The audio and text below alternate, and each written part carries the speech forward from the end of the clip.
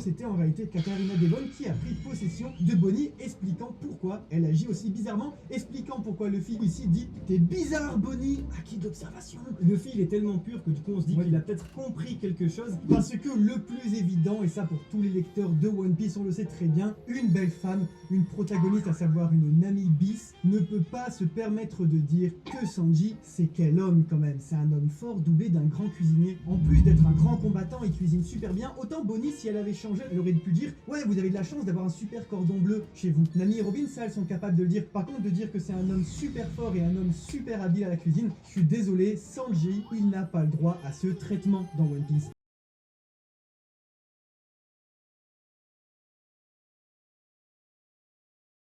Flotte dit beaucoup de navires, qui dit beaucoup de navires doit dire beaucoup de navires en face, et qui dit des capitaines de flotte, des commandants, dit des duels pour chacun. Et parmi les 9 vice-amiraux du QG de la marine qui débarquent sur Egghead, Eiichiro Oda en a dessiné 7 nouveaux, 7 personnages qui sont presque jamais apparus dans toute l'œuvre de One Piece et qui semblent être créés pour être des antagonistes à des gentils de l'histoire. Et ça tombe bien, la flotte de Luffy comporte 7 commandants. Et étrangement, on voit bien que chacun pourrait avoir un chara-design pour combattre un commandant de Luffy. Par exemple, ce type-là, avec son giga-coup, c'est quand même le némésis parfait de Sai, qui ne peut pas lui péter le crâne puisque sa tête s'en...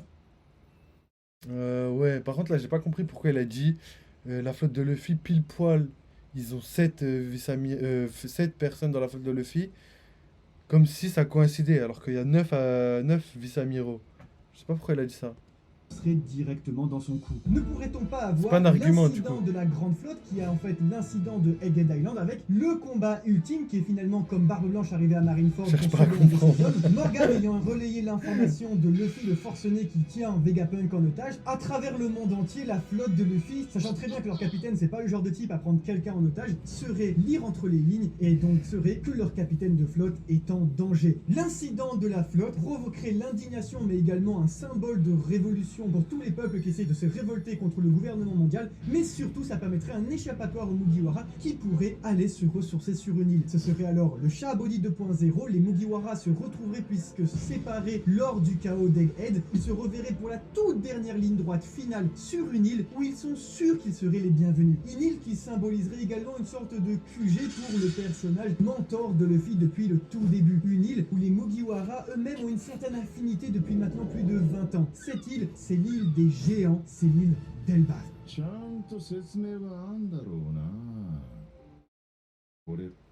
Là le seul problème c'est que il pense que scénaristiquement Oda va faire exactement pareil que Asha Bunji. Moi si l'équipage il se retrouve séparé exactement de la même manière qu'Asha Bunji, je trouvais ça un peu bizarre, tu vois. Oui, c'est un peu copier-coller. Et je sais qu'Oda, tous les parallèles qu'il a fait depuis le début du manga, il s'est toujours appliqué. Il a jamais fait quelque chose de trop répétitif. Donc ça, pour moi, j'y crois absolument pas. Est-ce qu'ils peuvent se séparer? Oui, mais pas de la même manière. Là, il croit trop qu'ils vont se séparer, se rejoindre comme avant, grâce à la vive carte de Luffy. Non, je pense pas. Je pense que peut-être Luffy va rester sur Egghead et les autres vont réussir à s'enfuir. Et après, il va se battre. Après, est-ce qu'il va être capturé? J'espère pas. Je pense pas non plus, mais à voir. On verra bien. もう二度と会うことはない。さらばだ。 Nous ne nous reverrons plus. Adieu. Et le pire, c'est que là, c'est pas parce qu'il tue. Si on peut noter plus... Si vous vous rappelez, c'est pas parce qu'il tue, c'est parce que lui, il sait qu'il va mourir. Alors, ils ont oublié qu'il y a un jour d'écart et que la marine a pris plusieurs jours pour venir. J'avoue, c'est vrai. Laisse-les, après ils vont encore dire c'est incohérent ou bien ils vont changer de version pour la 560e fois. Plusieurs éléments de parallélisme. T'es trop dur, Gapadre. Kizaru, On dirait que tu les apprécies pas beaucoup. Il y en a un dernier, Sabaody, c'est terminé. Ça fait 3 ans, ils changent de version. Tyran Kuma, qui à la fin séparait les Mugiwara. Et nous savons que depuis quelques chapitres, Kuma, que ce soit consciemment ou inconsciemment, se dirige dans le nouveau monde. Il s'est heurté sur Redline et a continué sa route. Ouais. Il s'est déroulé une Kuma liste, légendaire. On peut déjà se dire que Kuma est peut-être... La construction du personnage de Kuma, elle est légendaire. Faire quelque chose aux Mugiwara. Mugiwara une dernière action. On sait qu'il est lié à Vegapunk, à Bonnie, que ses souvenirs se trouvent sur place. La boucle serait bouclée et les Mugiwara pourraient se retrouver plus tard sur l'île d'Elbaf. Et je trouve ça super émouvant qu'Eiichiro Oda, avec les paroles de Sop et Luffy, fait réagir tous les lecteurs. Ils le disent eux-mêmes, ça y est, après tout ce temps, on va enfin y aller. Elbaf, c'est depuis Little Garden, c'est l'île qu'on attend depuis qu'on est tout petit, quoi. Je veux dire, c'était il y a littéralement 23 ans. C'est juste, mais dingue, on sait très bien tous les enjeux qui vont s'y dérouler. Eiichiro Oda nous récompense avec sa mémoire d'éléphant en nous montrant la chanson de Sop et Luffy 23 ans plus tard. Sur Elbaf, l'île des géants, il y a des géants et tout, c'est des énormes... Ouais, je suis mort, ça je savais pas. J'avais pas fait le lien qu'avant il l'avait. Mais il faut que je. Là, je commence là. Là, je recommence One Piece, je vais tout regarder du début. Alors, j'ai rien contre eux, je suis juste pas d'accord avec leurs propos et certaines personnes qui valident. Ouais, j'avoue. Après, comme j'ai dit, il y a toujours des trucs où ils sont hyper forts, mais eux, ils arrivent pas à être, comment dire, constants. Ils arrivent pas à être constants. Tout le temps, ils vont commencer à être à sortir des théories un peu trop lointaines, trop loufoques et tout, et changer d'avis là-dessus. Et ça, c'est vrai, qu'ils changent d'avis, ça me dérange un petit peu. Mais après, t'es obligé de changer d'avis. Et je veux dire, l'œuvre avance, etc., etc. Tu peux pas rester sur le même avis. Vas-y, on continue. J'aimerais bien C'était finir une la musique vidéo qui chantait bientôt pour déjà pouvoir parler de la après reste. Little Garden au chapitre 129. J'imagine que la plupart d'entre vous n'étaient même pas nés, quoi. Alors, avant de parler de la suite, j'aimerais faire une petite parenthèse sur les interactions et la Moi, j'étais né. construction de ce chapitre. Gabadale, Je l'ai t'étais trouvé né, toi déjà ultra En complet. 99? J'avais l'impression de lire, je sais pas vous, mais 2 chapitres en un. On a plein de doubles pages et surtout une mise en scène propre à Eiichiro Oda que je trouve géniale. C'est pas facile de faire vivre autant de personnages que chacun ait son mot à dire, son emplacement, tout est à sa place. Sa spécialité, hein. Les Mugiwara, le Cypher Paul, les Séraphins, le Gorosei, la Marine et les Vegapunk, tous dans une magnifique mise en scène, sont mis en valeur. Ça va être très important à la fois sur le fond comme sur la forme. Sur le fond parce que ça va donner plus de richesse et de profondeur aux personnages, comme ça va nous apporter plus d'attachement moral et plus d'identification. Je suis sûr que dans toute cette scène-là, on a chacun eu nos personnages préférés, que ce soit Robin qui est content de voir que Nami la venge d'Ohara en battant York, Lucci a envie de buter Stussy, de voir Luffy et Usopp faire les cons, de voir les Vegapunk en train d'essayer de craquer le code. Ils sont tous tellement vivants, mais sur la forme, ça va aussi permettre de jouer sur l'espace, sur la plastique, un environnement qui est franchement, il faut le dire, digeste. Et c'est fort. Je trouve ça très fort de mettre autant de personnages sur un lieu assez réduit dans un monde qui est pourtant... J'avoue, par contre, j'ai kiffé ce moment-là, moi. Cela dit, les belles petites peintures en noir et blanc d'Eiichiro Oda, elles sont découpées très rapidement par l'arrivée de Kizaru qui oblige, et ça c'était assez surprenant, de prendre la fuite. Les Mugiwara doivent vite partir, cela dit, il reste toujours... Ah, et même là, ils disent c'est assez surprenant. Moi, je suis pas d'accord du tout avec eux. Moi, depuis le début, j'arrête pas de dire que à chaque fois, ils parlent de fuir. Le but, c'est pas de combattre en face à face. Même Ryo Sensei était d'accord sur le fait que leur but, enfin, qu'il y aurait une potentielle, enfin, que Saturne et Luffy, comme quoi il y a un monde où ils pourraient se battre en 1v1. Mais moi, je trouve que c'est pas du tout le moment. On vient tout juste de savoir que les Gorosei ils peuvent se battre. Ça m'étonnerait qu'il y en ait déjà un qui va rentrer en scène maintenant. Pardon. Alors, commentaire de Gapadre, il chale sur le fait que les gens critiquent et taclent sur Twitter. Du coup, ils envoient leur avocat. Mais par contre, eux font des tags sur Twitter et en live et laissent leur commune s'en prendre aux autres. Non, par contre, ça c'est archi vrai. J'ai déjà vu des commentaires où ils taillaient un petit peu. Après, ils se défendent comme ils peuvent. Je pense qu'ils en prennent plein. Plein la tête. Et du coup, je pense que ouais, ça doit être tendu pour eux de rien dire, tu vois. 99, j'étais pas né. Ah, t'es un petit peu, toi, Capadale. Après, je dis ça, j'étais tout petit. Je suis né 5 ans après. 5 ans après. Waouh. Faudrait regarder à quelle époque t'es né. En mode où en était One Piece quand t'es né. Le Ce problème serait marrant. c'est ça, Oda, il arrive toujours à créer des solutions impossibles, à savoir comment est-ce que maintenant on va réussir à enlever le dôme. Il y a tellement déjà d'emmerdes que pourtant on a un mot de passe à craquer. Ça c'est cool. Lors de cette fuite, il se passe un truc très ambigu ma foi. Il se passe que Bonnie elle a un comportement bizarre. Et ça Oda il est habile. On peut se dire que si Bonnie a eu les visions de son père potentiellement à God Valley, vous connaissez notre théorie, elle a pu peut-être changer d'avis vis-à-vis de Vegapunk. Ça, c'est ce que les lecteurs se disent, avec cette pensée en tête. Bah oui, c'est logique. Shiroda, il peut essayer de nous berner en nous Bah disant oui. que si le comportement de Bonnie change à partir de cet instant, c'est peut-être tout simplement parce que c'est plus la même personne. On connaît les 50 années de son padré, c'est quand même très différent. Elle a compris que Vegapunk n'était pas le coupable de tous ses maux et de ceux de son père. Mais par contre, il se passe un truc bizarre qu'on n'a pas oublié. Au chapitre 1079, Eiichiro Oda nous montrait le pavillon de Barbe Noire qui était tout près de Egghead Island. Très malin ça, entre un événement majeur, avant juste un autre événement majeur, il nous montrait ça pour qu'on l'oublie. Maintenant, on sait que à la ruche, il y a les hommes de Barbe Noire. On sait que sur l'île du vainqueur, il y a des hommes de Barbe Noire. Et ben dans tous ces cadres-là, il nous manquait à chaque fois deux individus, c'est Katarina Devon et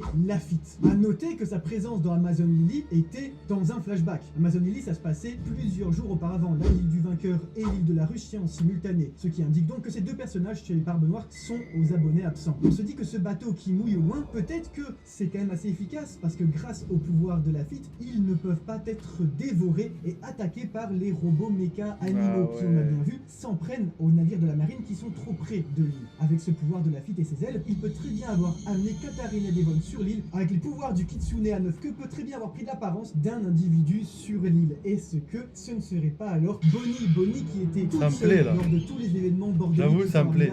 Bonnie qui était également solo quand il y a cette ombre, on sait toujours pas c'est qui finalement, qui a attaqué. Mais moi, maintenant, je me dis... Ah, je sais pas si ça correspond au niveau de la timeline. Faudra que je regarde dans le chapitre. Mais je me dis qu'il y a un potentiel où ça se peut que ce soit Barbe Noire. Il enlève toutes les caméras avec son fruit des ténèbres. Ça lui donne un aspect plus grand et tout. Dendemuchi. Et ok, tu t'en prends plein la gueule, mais dans ce cas, tu bloques les DM et tu fais attention à ne pas attiser la flamme, vu que tu as l'une des deux plus grosses communes FR. Ouais, je sais bien. Je sais bien, mais après... je sais pas, tu vois, je me dis qu'en vrai, ça doit être peut-être un peu dur pour eux. Je sais pas, et je les prends un peu en compassion, on va dire.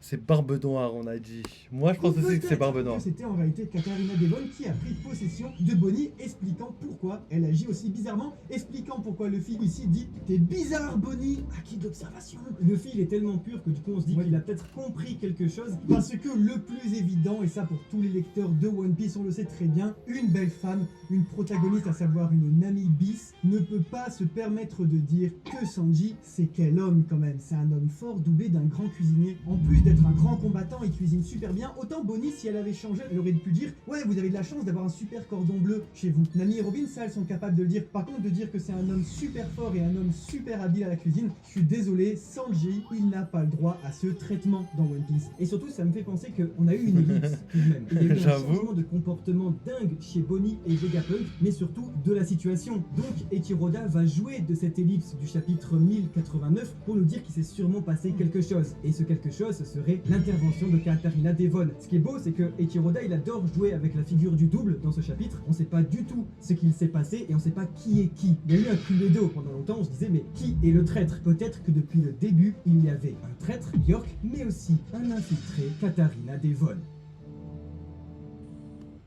Donc voilà, c'en est fini pour la vidéo. Alors clairement, alors tu m'as dit, il n'y a pas de compassion, si ça tacle, on va tacler encore plus fort. Ouais, après, t'as vu, faut pas rentrer dans leur jeu et tout, même s'ils font ça, t'as vu. Faut pas être comme eux, faut être plus intelligent qu'eux s'ils font ça. Après, mon corbeau, ils sont gentils, ça se voit, c'est des gars gentils un peu. Après, attends, je vais baisser un peu la cam.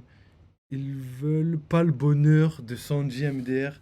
On sent les fans de Zoro. Ouais, c'est vrai, mais après, en vrai de vrai, ils ont raison sur le fait que Sanji, c'est rare où il y a une meuf qui kiffe sur Sanji, tu vois. C'est vraiment rare. C'est déjà arrivé, mais soit elles sont pas très belles, ou soit, je sais pas si tu vois ce que je veux dire. Et après, il y a aussi les personnages qui changent d'avis. Par exemple, Pujing, au début, elle détestait Sanji, elle le prenait pour son petit et tout. Et après, petit à petit, elle a appris à l'aimer, entre guillemets, et à la fin, elle est un peu in love, on peut dire ça comme ça. Alors, qu'est-ce qu'on pourrait dire sur cette vidéo? Alors, clairement, la théorie sur Bonnie, j'aime beaucoup. Je pense que c'est possible. Pareil pour Kizaru. Le fait que Luffy croit que Kizaru est trop fort, ça pourrait être une feinte. Parce qu'en vrai de vrai, ça se peut.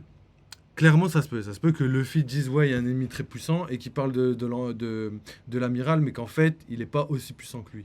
Mais ça se peut aussi que ce soit Barbe Noire. Faut pas oublier qu'il est là et que, je sais pas, moi, on voit rien, on n'a rien vu de lui. Que du mystère. Donc pour moi, c'est vraiment pas impossible qu'il soit déjà là. Et oui, vu qu'il y a Barbe Noire et Lafitte, enfin Lafitte et Katharina Devon qui peuvent tous les trois venir sur l'île en volant, je pense qu'il y a un monde où effectivement Barbe Noire est là et il détruit les caméras. Moi je pense que l'ombre là, elle pourrait être Barbe Noire parce que faut vraiment que je vérifie juste la timeline pour savoir si l'ombre elle était là avant que le bateau il approche de l'île. Ou peut-être qu'ils étaient déjà sur l'île mais que le bateau ils ont mis l'ancre au loin et qu'ils attendent. Donc à voir, je sais absolument pas. Mais gardez ça en tête parce que pour les prochains chapitres, je pense qu'il y a quelque chose dans ce sens-là. Ensuite, pour la théorie de Bonnie, c'est vrai que le comportement de Bonnie, il est bizarre. Tu sais, habituellement, elle est un peu en mode, je sais pas, bonhomme. Elle parle comme un pirate, tu vois, comme une pirate. Du coup, je la vois pas trop changer de. Après, en fait, le problème, c'est que Oda, il est vraiment très fort parce que ça se pourrait que ce soit tout à fait ça. Et je pense que chaque mot est mesuré exprès pour que tu doutes entre les deux. Parce que Bonnie, juste après s'être calmée, etc., etc., je pense qu'elle peut être en mode. Ouais, je suis contente. Je dis des compliments à Sanji parce que je l'aime bien. Je pense que ça, c'est possible, entre guillemets. Par contre, je me dis que c'est possible surtout que Katharina Devon soit là et qu'elle a pris le truc et qu'elle aime bien Sanji. En plus, ce serait drôle parce que Sanji, il va pas l'aimer vu que c'est pas le type de femme que Sanji recherche. Mais je me dis qu'il y a un monde où c'est pas Katharina Devon. Mais c'est vrai qu'il y a Lafitte, donc hypnotiseur, Katharina Devon qui peut se transformer en n'importe qui, et Barbe Noire. Donc ça fait vraiment une team d'infiltration parfaite, vraiment parfaite. Elle est amoureuse de Sanji, laissez-nous rêver. Même moi je kifferais. En vrai je kifferais. Je kifferais. Mais je garde quand même la petite théorie sur le fait que ce soit Katharina. Sanji, il aime que les Kimka MDR. J'avoue, que les Kimka, les Kelly Jenner. Voilà. Sanji, il a du bon goût, on va dire ça. Sanji, il a vraiment bon goût. Et ensuite, je sais plus de quoi ils ont parlé au début. Un truc que je voulais revenir vite fait. Ils ont parlé un peu de Mihawk, du rapport de force entre tout le monde. Kizaru. Moi, personnellement, Kizaru, il est pas au niveau d'un empereur. Il est pas au niveau d'un empereur, sinon il se serait tapé contre Barbe Blanche. Et Akainu, il s'est fait allumer en vrai contre Barbe Blanche. Il a réussi à le blesser, mais uniquement parce que lui-même était malade et blessé. Donc niveau empereur, non. Akainu non plus, mais pas loin. Tu vois, Akainu pas loin. Par contre, les autres, non. Premier commandant. Premier commandant, moins fort même. À voir. Plus fort, ce serait un peu bizarre. Alors, je vais juste regarder tes messages. Alors, Barbe Noire, infiltration nasale. Ouais, il doit puer à 600 km. J'avoue que par exemple, Chopper, il peut le sentir de loin. Ça, c'est vrai. Commence même pas avec Mihawk. Bientôt 1 heure, bien joué. Ouais, bientôt. Mais de toute façon, là, je vais couper le live dans pas longtemps. Et ouais, c'est vrai. Ils ont parlé de Mihawk, c'est vrai. Ils ont dit que le Mihawk, c'était sûrement l'un des protagonistes les plus forts du manga. Donc à voir, hein, à voir. Moi, je pense que c'est possible, mais pas tant que ça, en fait. Et il y a aussi, comment il s'appelle Barbe Noire. Barbe Noire, moi, je pense que lui, par contre, c'est une personne qui est capable d'être l'antagoniste principal du manga. Vraiment très, très fort. Les gars, bonne soirée, Fantôme est fatigué. Non, non, non. Non, non, non. Non, non, non, là, je suis vraiment sérieux. Sérieux, les gars. Moi, je pense que c'est possible. Il y a un monde où c'est possible. Donc, à voir. Après, effectivement, ça se peut que je me trompe. C'est pour ça que là, je prends des pincettes un peu. J'ai peur que ce soit invalidé. En fait, il y a tellement peu d'éléments là-dessus, ou où il y a trop d'éléments, et du coup, on se perd un peu dedans. Donc, à voir. Mihawk, je sais pas trop, mais Barbe Noire, les gars, sûr et certain. Les gars, là, au moins, quand on verra que Barbe Noire sera vraiment fort, vraiment très très fort, et qui battra Shanks, vous m'oublierez pas, les gars. Moi, je vous oublierai pas, en tout cas. Dans Two Piece peut-être, mais pas dans One Piece. Non, franchement, je pense vraiment que Paravanor, il a quelque chose à offrir. Après Mihawk, j'ai du mal à y croire moi aussi. Je suis un peu d'accord avec toi. Je rigole, mais Mihawk, je le vois pas au niveau d'un empereur. Même si je me dis qu'il doit pas être trop trop loin vu qu'il se battait Shanks, mais jamais il bat Shanks, en tout cas, ça c'est sûr et certain. Mais level premier commandant, ça m'étonnerait pas, Mihawk, hein. Franchement, moi je pense qu'il a le level premier commandant. Ouais, on est d'accord. On est d'accord. Et Shanks, par contre, Shanks plus fort que Barbe Noire, ça t'aime pas. Quand je dis ça, je sais que t'aimes pas. Mais moi, je pense que Barbe Noire a toujours été plus fort. Mais ça fait mal, hein, surtout les fans de Shanks. En vrai, Shanks, on l'a tellement pas vu se battre, il a tellement été gardé secret et tout, que justement, on pense que Oda lui réserve un, je sais pas, un avenir radieux et tout. Mais moi, je pense que non. Je pense que justement, on garde tout ça pour le moment fatidique où il va devoir se battre avec Barbe Noire. Les gars, bonne soirée, j'arrête la promo de la chaîne. Non, en vrai, il y a moyen. Moi, je pense qu'il y a une possibilité. Il y a un monde où c'est comme ça. Mais bon, voilà en tout cas pour la vidéo du Mont Corvo. Je pense qu'en vrai, bon, il y a 2-3 bails, j'en ai parlé dans la vidéo. C'était un peu tiré par les cheveux, si je peux dire ça comme ça. Et sinon, le reste, ils ont été bons. Ils ont été un petit peu bons, entre guillemets. Des fois, en plus, le fait qu'ils soient pas d'accord, les deux frères, ça m'éclate. Ça m'éclate vraiment. Et du coup, je suis plus d'accord avec l'un que l'autre, mais c'est pas grave. Le fait qu'ils soient pas d'accord. Tiens, en plus, c'est des jumeaux, donc le fait qu'ils soient pas d'accord, ça fait vraiment. Ça montre à quel point One Piece est hyper complexe et que c'est hyper dur d'analyser une œuvre telle que One Piece, qui est aussi riche et aussi développée. GG au Mont Corvo, ça reste la famille. Ouais, j'avoue, GG au Mont Corvo. Bonne vidéo en vrai. En vrai, mieux que la précédente, par exemple, si je peux juger ça comme ça. Personnellement, j'ai préféré celle-là à la précédente. La précédente était vraiment les verres avec les glaçons. Pour ceux qui n'ont pas la ref, allez regarder la rediff. Je vous la mets là-haut pour les gars qui regardent la rediff sur YouTube. Mais ouais, en vrai, Mon Corvo, propre. Bien joué, les gars.